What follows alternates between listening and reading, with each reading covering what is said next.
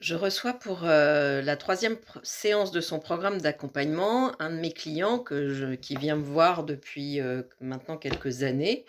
Alors, c'était la première fois qu'il faisait un programme d'accompagnement, donc il a vu la différence entre une séance sporadique comme ça, unique, une fois par an, 2 fois par an et le programme d'accompagnement de 3 séances consécutives sur 3-4 mois max. Avec la progression, hein, cette progression qui est assez extraordinaire. Son problème, c'est le boulot. Alors, quand il est venu me voir la première fois, son problème, c'était, tout. Enfin, voilà, c'était il part tout partait un peu en sucette, le monde du travail et la vie de couple, ça avait une incidence sur sa relation de couple. Hem, Même si c'est une relation de couple très très sûre, très très solide, ils se parlent beaucoup, ils échangent beaucoup, mais il y avait eu des clashs, lui il aime pas trop les clashs, enfin bon, bref. On avait donc travaillé, je sais plus, la première séance peut-être sur cette relation, je me souviens plus très bien. Mais deuxième séance, je me souviens qu'on avait déjà abordé la question du travail parce que ça lui posait vraiment des problèmes. Il se sentait plus pas reconnu, pas soutenu, et troisième séance, on revient sur le sujet, du travail où il a beaucoup de mal avec ses supérieurs hiérarchiques. Il a beaucoup de mal à se positionner, il se sent vraiment, désavoué, c'est le mot qui me sort. Je me sens désavoué dans mon travail. Alors, moi, c'est ce travail qui m'intéresse et dont j'avais envie de parler aujourd'hui, parce que c'est vraiment pas n'importe quel travail. Il travaille à la SNCF. Il a fait toute sa carrière à la SNCF. Avant lui, son père a fait toute sa carrière à la SNCF. Et encore avant lui, son grand-père paternel a fait toute sa carrière à la SNCF.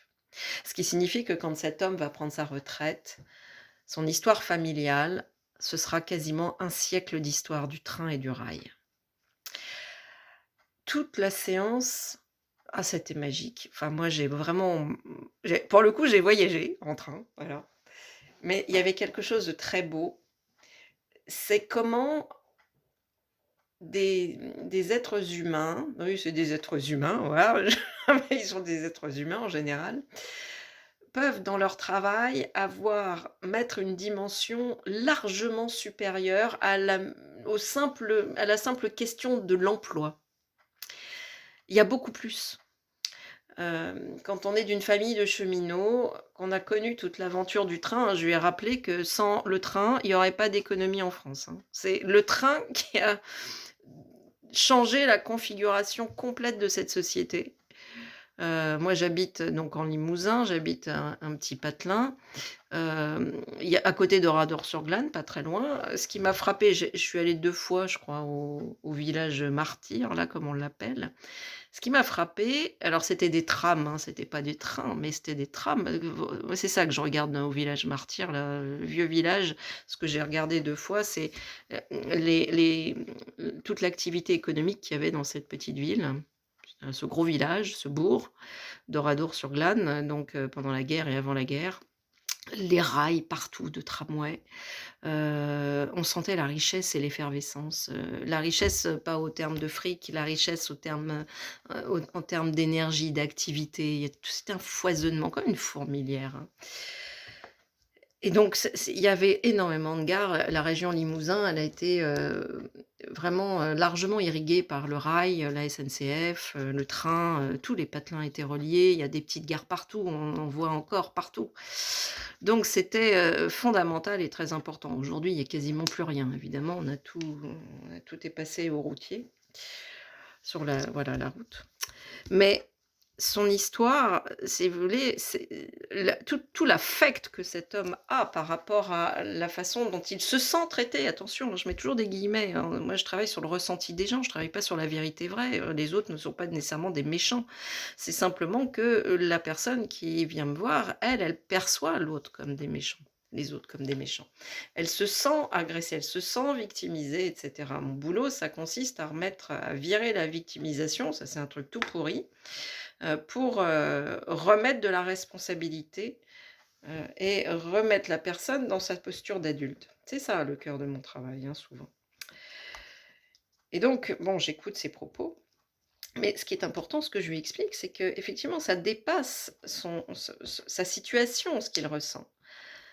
Ça dépasse sa situation parce que ça raconte l'histoire de sa vie et l'histoire de sa famille et qu'il a une grande admiration pour son père et son grand-père, qu'il est heureux d'avoir commencé à la SNCF par, je crois, le métier de son père et il a terminé par le métier de son grand-père ou l'inverse, hein, un des 2.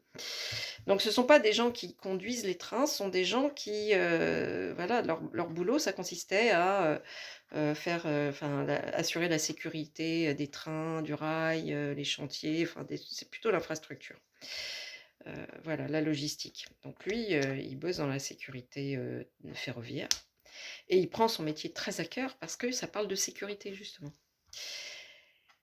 Et l'objectif sur lequel on va travailler pendant cette séance, c'est je suis dévouée à mes idées.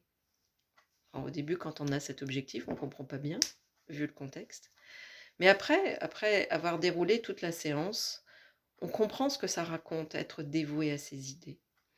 C'est toute une idée du train, toute une idée du rail, toute une idée de ce métier qui est plus qu'une simple profession. Enfin, il y a pas mal de métiers comme ça, hein. C'est-à-dire que la SNCF devient sa seconde famille, peut-être même sa première famille. C'est une famille, c'est une culture d'entreprise très forte, c'est toute une histoire.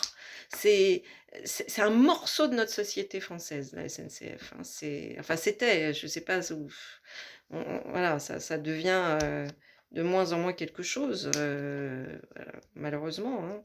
Mais on ne peut pas lui retirer toute son histoire et sa grandeur. Et cet homme, en fait, dans ses tripes, il y a tout cet amour pour cette grandeur, cette histoire, parce que c'est aussi sa famille, l'histoire de sa famille, qui est totalement intriquée dans cette histoire de cette entreprise extraordinaire qu'est la SNCF, qu'elle a été, qu'elle est encore quand même, hein. Faut pas oublier qu'en termes de train, elle a réussi à faire des choses assez incroyables, la SNCF, hein. Mais voilà, c'est quand le présent rejoint l'histoire et l'histoire, plus vaste du collectif et quand, au cœur de l'homme individuel bat l'esprit du collectif, je trouve ça magnifique. Voilà. Je suis dévouée à mes idées et donc je ne peux pas être désavouée puisque la seule chose qui compte pour moi, c'est d'être dévouée à mes idées, l'intégrité. Voilà. Bonne journée.